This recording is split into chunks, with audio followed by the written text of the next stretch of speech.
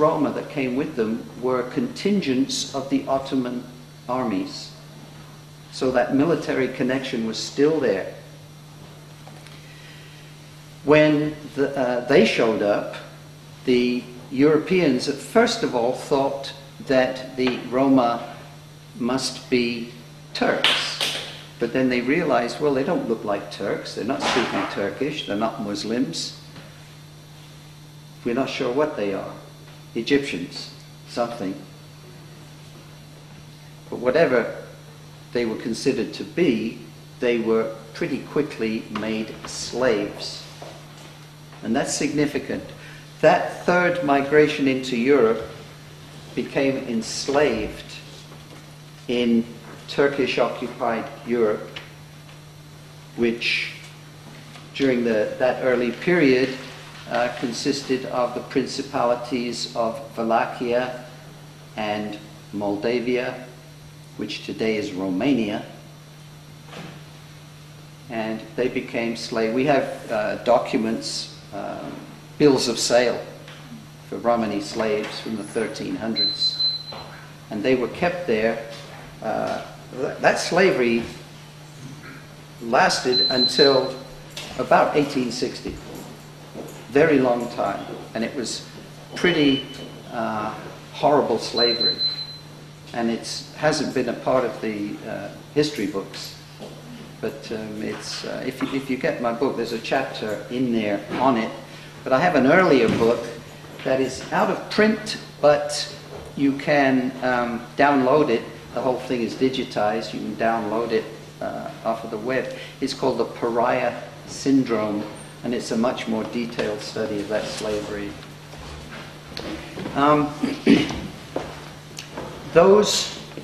That third wave group are the ancestors of the largest Romani population in North and South America.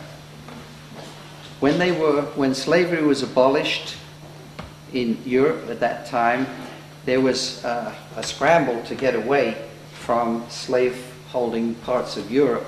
Those who were closest to the eastern border, which is to say Russia, Ukraine, crossed over and went up that way. Those who were closer to the western border came over into Serbia or went into Greece and kept coming to the Americas. And so most Romani Americans descend from that we call Vlach, because of Wallachia, Wallach population. But they certainly weren't the first ones coming to the Americas.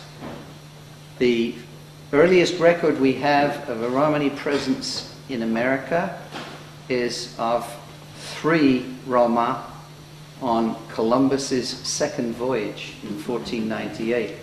They were not willing emigrants. They were being transported because the Western Europeans wanted to get rid of Roma any way possible.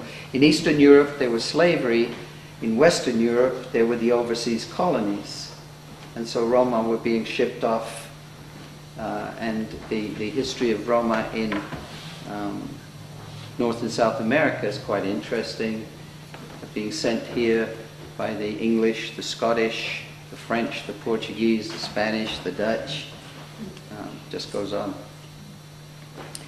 So that is what we understand now of our history. And there are some interesting and important aspects resulting from this new understanding that give us an insight into what the situation is for Roma. First of all, our identity as a people happened in Anatolia. Well, geographically it's on the Asian side, but culturally it was the West. Remember, it was Christian, it was Greek-speaking. So our identity as a people happened on the doorstep of the West. So we are an Asian people. Our culture, and I'll say a bit about that, our language, our bloodline is Asian. But we're Western. So that is a problem right there. And this is important for national administrations, governments to understand that, and they don't understand that. And the reason they have so much of a problem trying to assimilate us, which is what they want to do. We don't particularly want to be assimilated, but we like to be integrated, and there is a difference. But until they understand that there are deep-rooted cultural and linguistic differences, ways of thinking between Roma and what we call Gaje, which is non-Roma, then they're never going to be able to accommodate us in a fair way. So that's one thing. It's like a square peg in a round hole.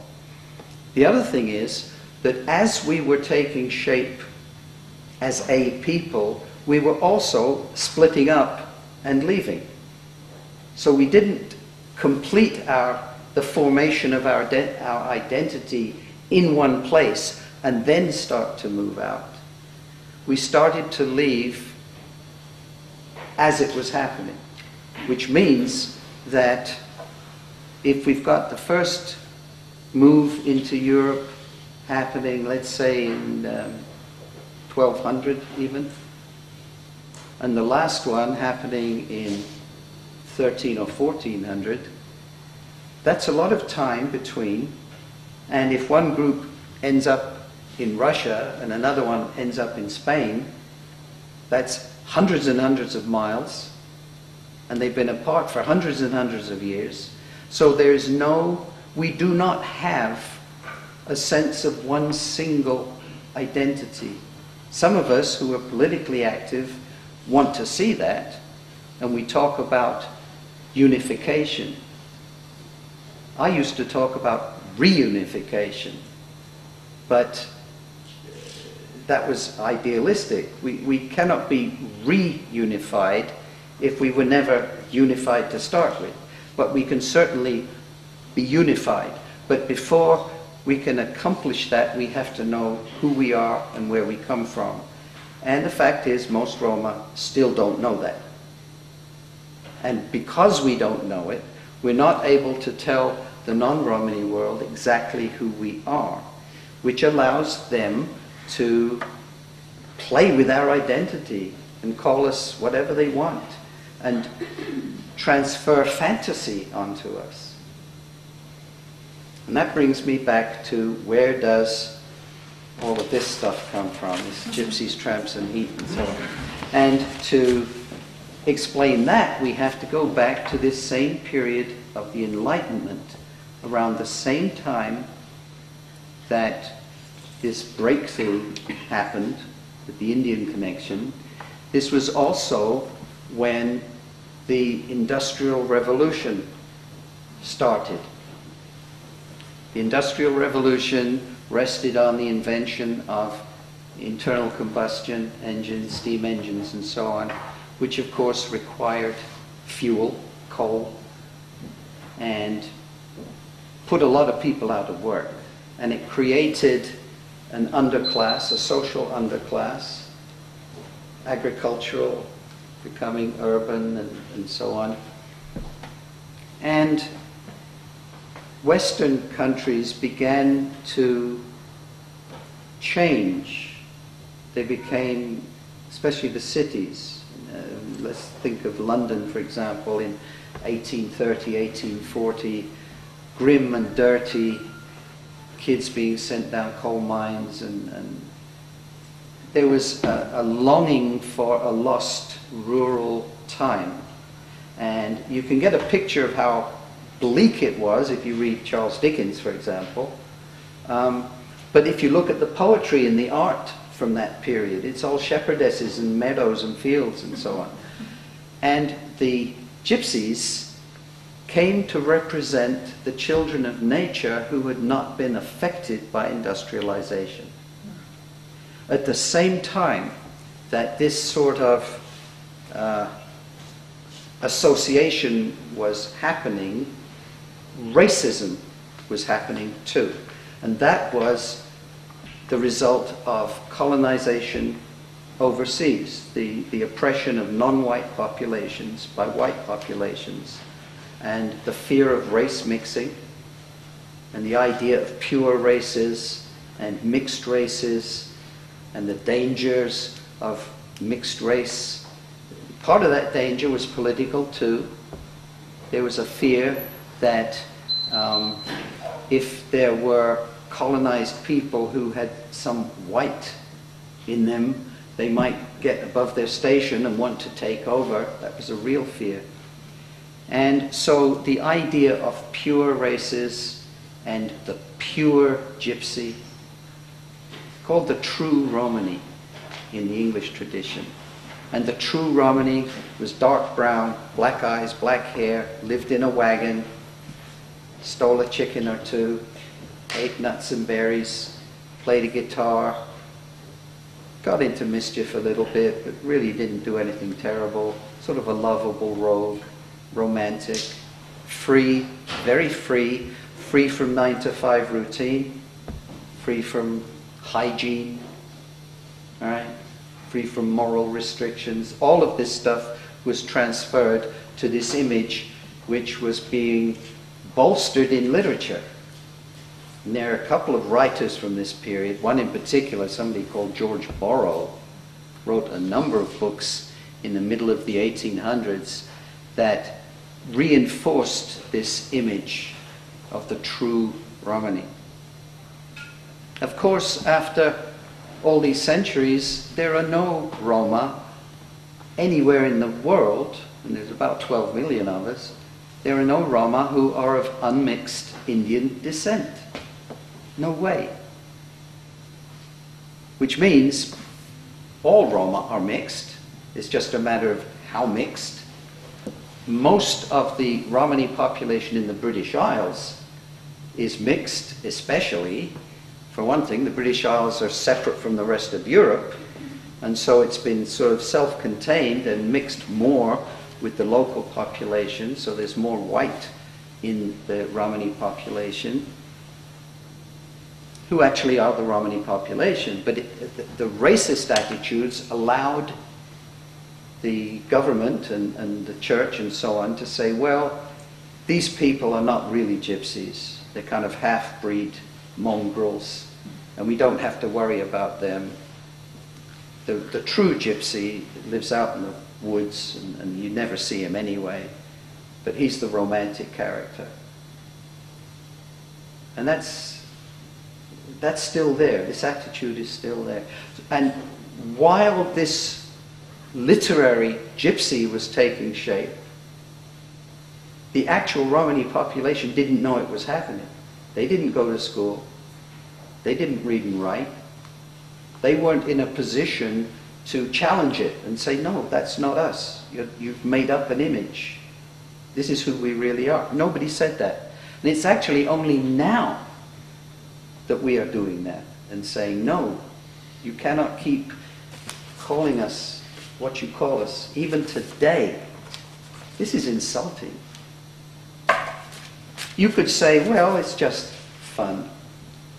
And sure, but when you watch these TV shows about the mafia and crime bosses and godfathers and so on, you know at the same time they don't represent all Italians. You learn about Botticelli and Michelangelo, and you know what Italians have given the world, and you know that the mafia image is kind of a fiction. I mean, there are mafiosi for sure, but that has been exploited for entertainment, really.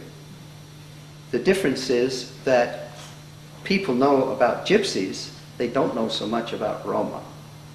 So what we want to do is say, okay, love your Esmeralda, love your Carmen, but understand that those are creations by non-Roma.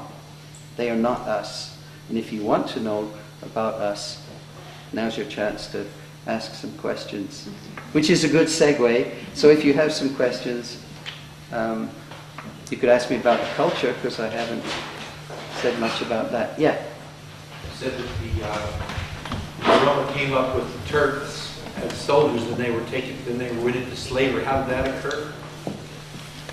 How did Roma come to be called Turks? Well, you said they came with the Turks in a military way. Yeah. And then they were enslaved for a while. How? Well, they were service providers to the troop. They weren't fighters for the Turks. And we're still working on this aspect of the history. There are a couple of historians in Bulgaria who are examining this. And the question is, might they have been slaves already on the Ottoman side, even before coming into Europe? We just don't know enough. So they weren't protected by that association?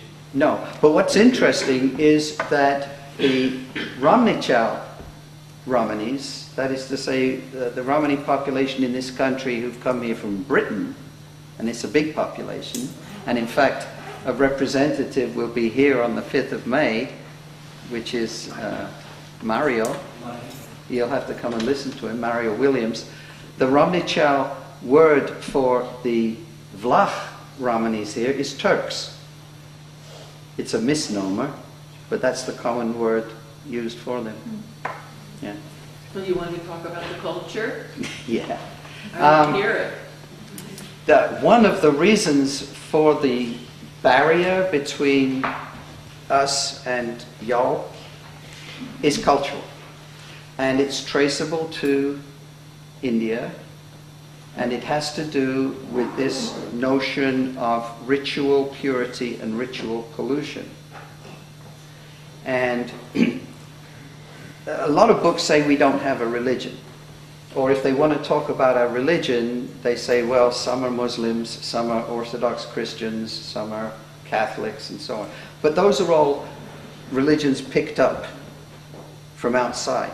We do have our own religion, but we don't regard it as a religion because we live it all the time. It's not something saved for Saturday or Sunday. It has to do with maintaining spiritual balance. And the balance is only maintained by living in the right way. And that means how you interact with everything around you, men and women, how you prepare food, how you wash things. Everything has to be done in the right way.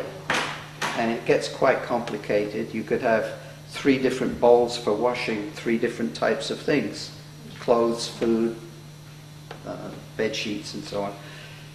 If you stray from that behavior, it's like you have a seesaw, a teeter-totter. It has to be kept like this. And if you don't live properly, it starts to tip. And once it starts to tip, bad things happen. Bad luck, bad health, and so on. Your behavior is watched by what we call mule, which is the spirits of dead family, and so on. And they kind of guide you. And if you do so, here's an example I always use, but we are not supposed to let food or plates or knives and things fall on the floor. You cannot pick them up and wash them off and keep using them. But if you were to do that, then there would be something bad would happen. And it wouldn't be coincidence, it would be what we call prikaza. It's like retribution, because the mule would be sending you a little message. You understand? From a Romani point of view, nothing is a coincidence. There's no such thing as coincidence. Everything is the result of something else. Now, obviously some Romani families are much stricter about this sort of thing than others. If you, and the Vlach people are really strict. If you are not spiritually clean, you can sort of infect other people. If you don't prepare a meal properly, and I eat that meal, I can be contaminated spiritually. I may be squeaky clean. I might have had 10 showers. But, and there's different words. There's a word that means dirty, which is melalo, but that's dirty with dirt.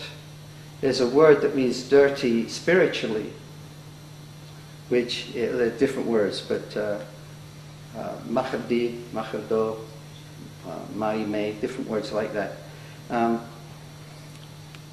And gaje, non-Romani people are seen to be unclean, not inherently, but because they don't follow the behavior. If a white girl married a Romani boy, she would have to learn how to behave, how to cook, how to do everything, how to behave. And then she would be spiritually clean too. And I say a girl marrying a boy because opposite from Jews, for us the descent is through the father. For Jews it's through the mother. If my daughter married a non-Romani boy, she would become the daughter of his family. She'd become his daughter.